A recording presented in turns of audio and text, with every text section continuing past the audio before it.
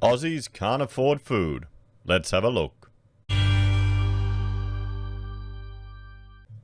Hello everyone, Florian.heise here, and welcome to another episode of HeiseSays. Grab your stein of coffee, because today we're going to talk about an appeal from a, food provider that needs help because Aussies can't afford food. More and more of them are depending on these charity organisations to feed their family. So Feed Appeal calls for help as the number of Australians asking for food relief has doubled in a year. And let's have a look at this, because we've talked about this before. Now, last year, I did a rant using Food Bank to pay for power and mortgage. The banks, the food banks would notice every time power bills came out, this is in South Australia, so it's renewable, they'd get a flood of people coming to the food bank to need food because they're using their money to pay their power bill and they don't have enough to feed themselves. And then also the banks were suggesting to get by with their mortgage, people go to the food bank to get food to make ends meet. So you can understand why this got me rather angry for a variety of reasons. This is showing you the cost of wokeness, the cost of sacrificing for the perceived environmentalist gods, everyone. Now, I know there are going to be people there that are worried and are scared that the world is coming to an end. Here is a reality. Will make no difference. If Australia was to become completely carbon neutral, the only difference would be increased cost of living for Australians, more people depending on food bank and charity. Would make no difference. So why do you want to flagellate yourself? Why do you want to cause pain to yourself? For virtue signalling. Now the inner city champagne sipping socialists who have got their government job and their secure yearly pay increases, they don't appreciate reality. They're too far removed from normal people. This is the thing. Mate, this is why I was quite frustrated at this, for a few reasons. And I'm sure we're not going to see people who get 2% mortgages, single families who can't even save a deposit because everything's so tough, lining up at the food bank eventually, if they go too far in debt and interest rates increase. That's Australia. Then also there have been discussions about supermarket food shortages. Now, I think in many ways a lot of that is to do with logistical issues. And the biggest risk we have here in Australia is how dependent we are on truck transportation. So if we had for some reason, we're unable to get access to food, and there was petrol, and there was an inability for these vehicles to transport around the country, then we could have food shortages exacerbated by logistical issues.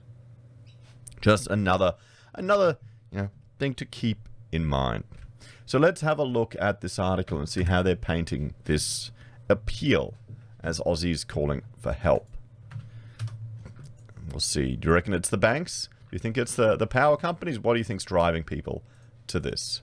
So millions of Australians face the threat of hunger this year as the lasting impacts of the coronavirus, drought and bushfires force people who have never previously needed help to reach out for food relief. I mean, here's the thing, guys. If you need it, you go get it. You get food relief. You do what you need to do to keep your family fed. You work. You do a job that you may be beneath you. Maybe your education is too high to warrant that. It's called being humbled. Charities in the sector fear that despite a positive budget, the next 12 months will be a time of enormous uncertainty, with children and single-parent families doing it especially tough. It's one of the toughest times we've faced in the modern era for food relief, said Feed Appeal CEO Catherine Gurkawi-Wali. Now, here's the problem with all this stuff. They've got nothing in this picture is good food. Where's the meat? Where is the red meat? Where are the fats? When we were doing it really tough, Rachel managed to get our food budget down to $400 a month, everyone. But this is before we changed our diet, and the amount of carb-filled crap that you were eating. Problem is, it can exacerbate health issues, and you get all these poor people who can't afford to eat, are just struggling, and they get diabetes, and they have more health issues, and just compounds. They should be providing these people with meat, or with sacks of offal, or fat, that they can cook. The compounding effect of successive natural disasters Meeting a global pandemic has seen many Australians facing an unprecedented level of uncertainty and insecurity. She's warned. Her warning comes as the Feed Appeal annual fundraiser launches today in collaboration with Fair Share and News Corp. The Feed Appeal aims to help those hit by food insecurity, not knowing where their next meal will come from. 5 million Australians, among them a fifth of all children, are expected to be in that position in 2021, and the associated impacts on mental and physical health are devastating. The Hunger Report 2020 revealed that those seeking help to feed their household at least once a week doubled last year, and overall, the number needing assistance grew by 47%. Well, you've got to understand, during that time, there were a lot of international students as well who just couldn't work or couldn't get any government support. They were depending on these organizations too. So it's a bit of a blip there, guys.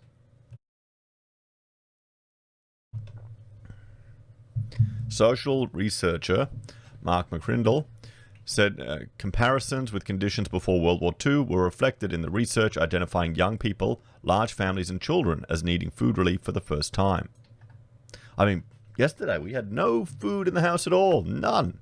Because it was, end of monthly shop. That's what it was. We are finding it's taking a while, though, to get a half beast in. That's worrying me. A little bit. Children are the great tragedy. These are the most vulnerable of insecure Australians. As you saw in the Great Depression, a global pandemic, in one such event that transforms not just society but the economy and really creates new needs. It's been massive, it's been transformative, and it has been global. But unlike a war, it's got hidden victims. Mother of 4, Jackie Sharp, said food insecurity made her feel like she was failing as a mum. Well, yes. An experience she bravely shares in her own words below to encourage others to get the help they need. Annabelle Daniel, AOM CEO of Women's Community Shelters, said the network is certainly seeing growing amounts of food insecurity for single parents. Indeed, food relief charities expect that the increased demand to be ongoing for the next 12 to 24 months. Adding, they're also seeing a whole lot of new faces for the first time. With JobKeeper and other supplementary payments ending, there's been another spike in demand.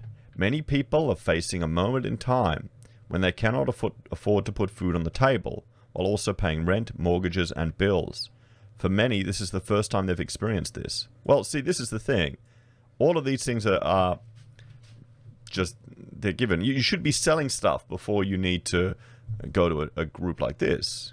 You should be selling the iPhone. You should be selling all the electronics you have. You should liquefy or get rid of all the stuff you have, pay off all your debt, so you can feed yourself. I mean, isn't that the first thing you do? Going, okay, we've got a computer there, take it to Cashies. Boom, okay, that's it. Buy 20 kilos of rice. Okay, there you go. We're eating rice for a while. Add some salt. Or, parents can fast. That's the thing, guys. You can do it. You got a lot of fat underneath your skin. Australian Council of Social Services CEO Cassandra Goldie said community services are simply unable to meet demand. They're reporting queues out the door.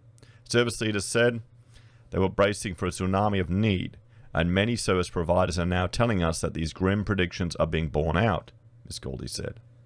I mean, look at all this stuff here. This is all sugar-laden crap. All of it. It's not good. It's going to mean people will come back again and again. It's carb-filled, sugary crap.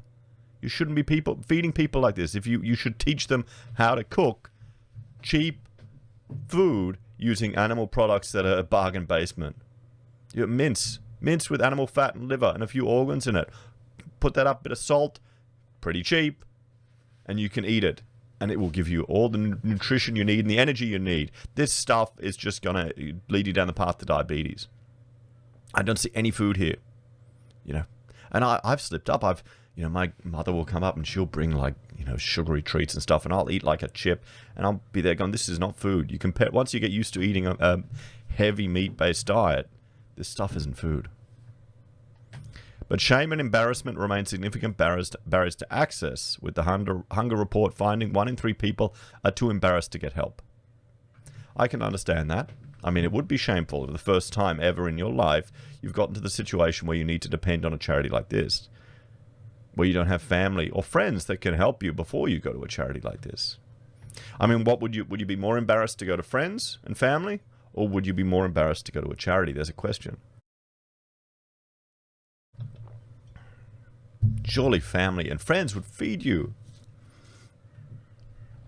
So, which is why the feed appeal works on a local grant model to help grassroots services on the ground, as requirements and responses can differ enormously among communities.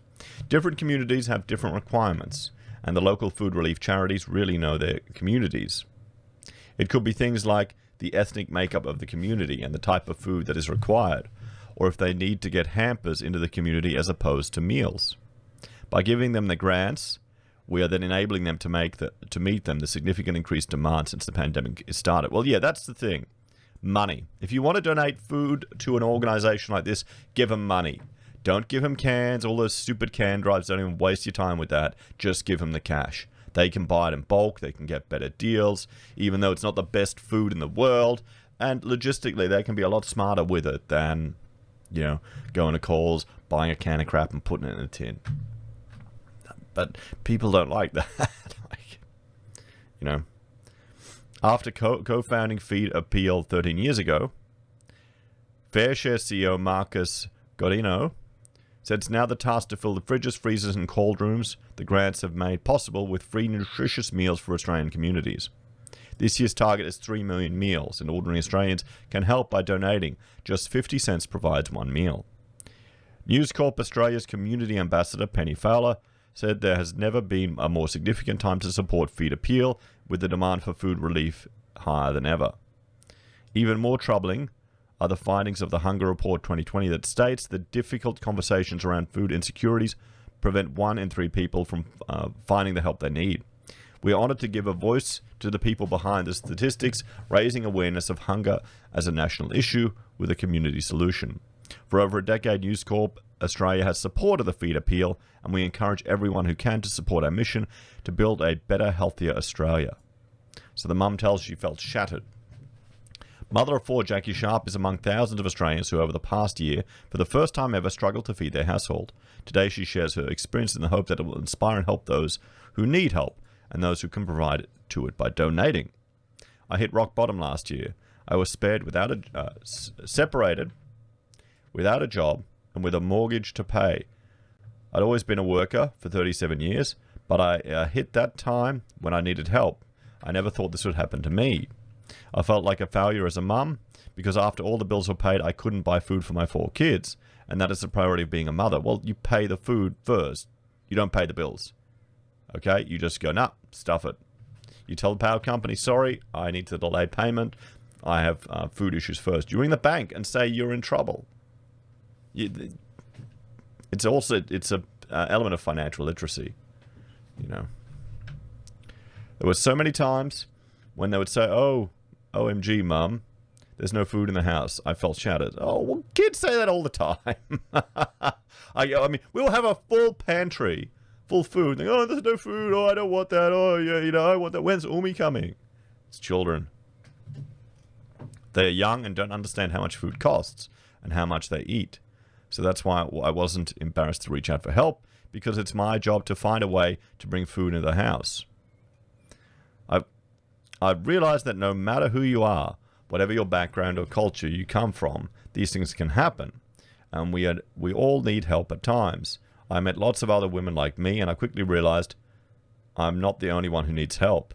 People need to swallow their pride and ask for assistance because these services are out there. Don't be scared to ask for help. I'm soldiering on and believe everything happens for a reason.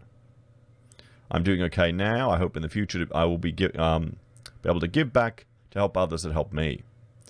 So I get this is the problem when you've got a relationship breakdown and then you get a split up there. That's the issue here. That's what's happening here. I mean, this is why raising a family is a 2-person job. You know, you need to divide and conquer. It's not easy, guys. How you can help, you can donate to them. 1 in 5 children goes to school hungry, really? So the numbers. 1 in 5 Australian children will experience food insecurity in 2021. Australians seeking food relief at least once a week doubled from 15% in 2019 to 31% in 2021. We'll have to see how that turns out in 2020.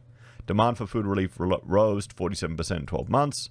Embarrassment, shame are the two top others. The third is believing other people need it more. That's the real reason. I bet you a lot of them go, you know what, yeah, we're doing it tough, but there's others doing it worse. I can see that making it. I would just go hungry. Honestly, myself, I just wouldn't eat. Wouldn't eat till I found money. You know, I'd go and collect pieces of scrap metal and take it to the metal seller to get enough money to buy some food. Food insecurity produces stress, depression, anxiety, and sadness, adding to Australia's mental health crisis. 3 in 10 Australians now experience food insecurity had gone hungry pre-COVID. Young people have been the hardest hit, with 65% of food insecure Gen Z and 57% Gen Y unable to afford enough food for a week. Well, I mean, in some ways, isn't that just part of growing up and learning how to manage your budget, everyone? I mean, what do you think? What are the solutions and takeaways? Because there's never a discussion around, here's the question, is this just people being humbled and learning to take charge of their finances in their life? You know, where are the emergency funds? Why is she paying for her bills before she's paying for her food? Food is the priority. That means it's first. You take the money, you put it in there. Everything else has to wait. Oh, we can't afford that bill. Well, we need to get rid of that service. This is I don't know how this came up on my feed, but this can't be real. This has to be a joke. But it's, you know, all these monthly subscriptions that people have. How many people going to the food bank have got Netflix? That's $13 a month? Yeah, it may not sound like a lot, but that's enough. You could buy a lot of potatoes for that. Potatoes and butter. There's a meal right there. It's not a good meal. It's not a healthy meal, but it'll do. It'll keep you going until times get better. So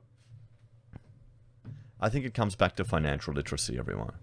And I think a lot of people are doing it tough. You know, they're doing it tough. Now, I'm just hoping that these charities won't become just a constant grab bag for some people that will go there. We saw them. I remember when I was at Woolies down in Surface, there'd be these people that always get the checks, and they'd try and buy smokes and stuff with them. Never worked. You weren't allowed. What do you reckon? Am I just being too harsh and cynical, and expecting people to have agency? Hopefully, is there financial training provided with the food insecurity? They probably wouldn't, because it would drive more people away. It'd be too bloody embarrassing. But maybe this is just a humbling of some people, because this is our first recession we've had in 28 years. What do you reckon, guys? Let me know your thoughts and comments on this one down below. If you're a fan of the channel and enjoy the content I create here, there are a few ways you can support us. You can join us on YouTube or Patreon. You can support us using SelfWealth or Stake. If you use our affiliate links at Amazon, eBay, Independent Reserve, or AussieBroadband, you're helping us out too. You can buy merch from HeiseSays, use Gold Pass from the Perth Mint, or support us via PayPal. Take care, everyone, and I'll see you next time. Bye for now.